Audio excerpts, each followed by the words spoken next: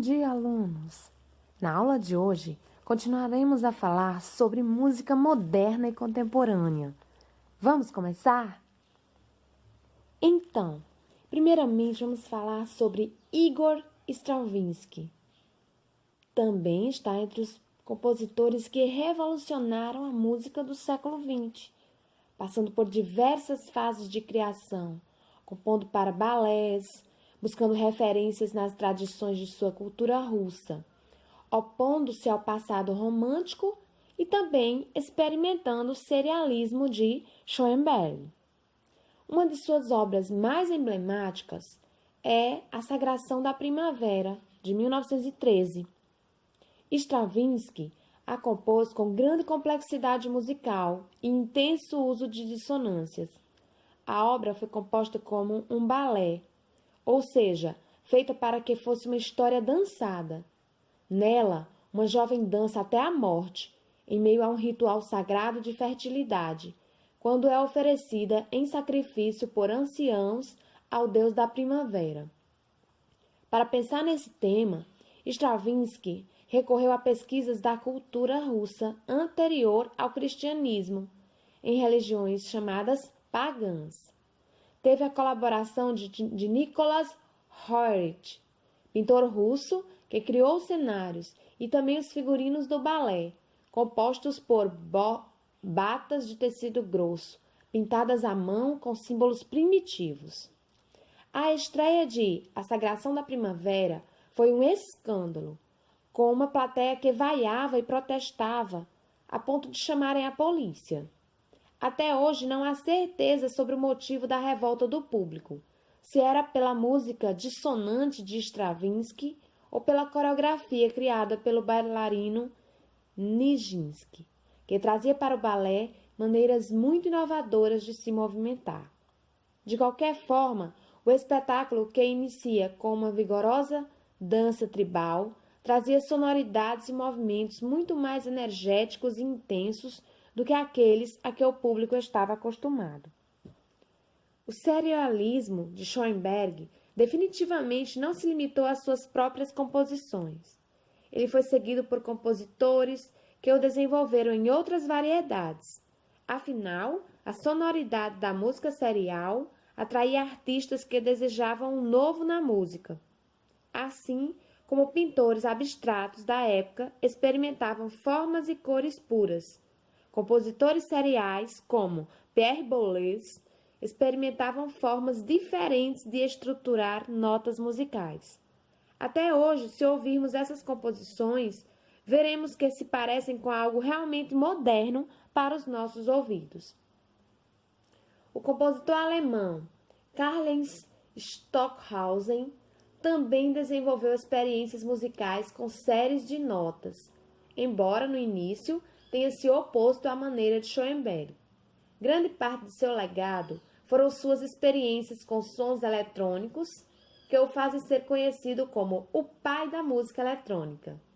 No final dos anos 1940 e início dos anos 1950, surgiu o gravador de fita cassete, um grande acontecimento para os compositores que buscavam experimentar com a ajuda de tecnologias.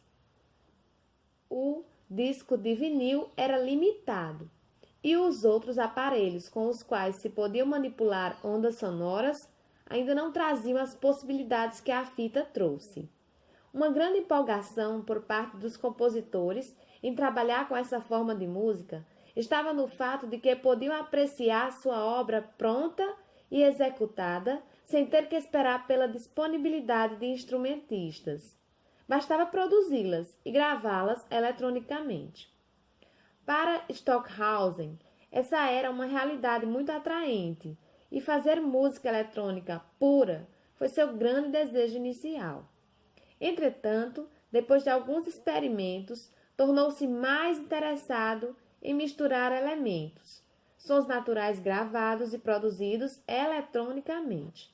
Durante os experimentos, ideias surgiam, como acelerar uma sinfonia de Beethoven em 10.000 vezes, até que se tornasse um único som, ou fazer o contrário, prolongar um único som até que ele se tornasse tão extenso quanto uma música quanto uma única sinfonia. Por mais esquisitas que essas ideias pareçam, elas são a essência da mente investigativa de compositores como Stockhausen. Mais adiante, começaram a surgir os sintetizadores, equipamentos que produziam uma diversidade de sons eletrônicos que podiam ser manipulados por botões. Foram os precursores do instrumento que conhecemos hoje como teclado.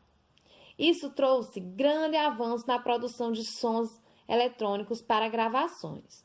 Stockhausen, porém, assim como outros compositores da época, estava mais interessado em produzir música eletrônica ao vivo, manipulando equipamentos musicais eletrônicos e convencionais. Algo muito interessante em toda essa trajetória são as partituras criadas por Stockhausen para registrar suas novas formas de música. A partitura de sua peça Refrain, de 1959, por exemplo, é feita de maneira circular e com uma tira de plástico transparente, sobre a qual está escrito o que seria o refrão da música, que pode ser movido para qualquer ponto da partitura, sobrepondo os sons desse refrão aos sons escritos para outras partes. Esse interesse e essa abertura às múltiplas possibilidades para os sons também foram desenvolvidos pelo compositor John Cage, pioneiro como Stockhausen da música eletroacústica. Porém, Cage seguiu com suas experimentações por outros caminhos, principalmente os que o levaram a estudar a música oriental e, posteriormente, desenvolver a música aleatória. Na própria música serial e eletroacústica, já se iniciaram reflexões sobre o controle do compositor sobre a obra. Afinal, partituras escritas por manipulações numéricas e músicas formadas por manipulação de frequências sonoras já estavam propensas a não terem execuções milimetricamente exatas. Diversos elementos podiam variar em uma e outra. Cage, por sua vez, acolheu a ideia do acaso como forma de criação. Sua experiência mais emblemática foi a obra 4 polegadas 33, de 1952. Em sua apresentação, o instrumentista sobe ao palco, senta-se à frente do piano, ajusta um contador de tempo e não toca nenhuma nota durante 4 minutos e 33 segundos.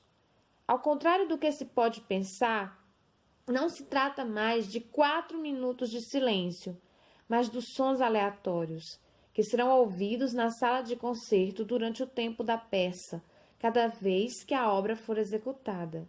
Assim ela será sempre diferente. Então, a obra dele, chamada 4 minutos e 33 segundos. Essa ideia foi criada por Cage, por meio de 2 momentos que ele viveu em 1951. No primeiro, ele entrou em uma câmara anecoica na Universidade de Harvard, procurando compreender o silêncio total. No entanto, relatou ao engenheiro responsável pelo local que havia ouvido 2 sons, um alto e um baixo, e descobriu que eram sons das batidas de seu coração. Então, surgiu-lhe o pensamento de que nunca haveria silêncio na vida. Sempre sons, sempre música. Então, o que é uma câmara anecoica? É um cômodo fechado e isolado acusticamente, com paredes preparadas para absorver sons produzidos em seu interior, em vez de ecoá-los. A outra ocasião que o inspirou foi a exposição de pinturas totalmente em branco de seu amigo e artista Robert Rauschenberg. A ideia de Rauschenberg estava relacionada ao fato de que as pinturas mudavam de cor de acordo com as mudanças de luz do ambiente. 4 minutos e 33 segundos, afinal, estava completamente ligada às tendências conceituais das artes visuais da época.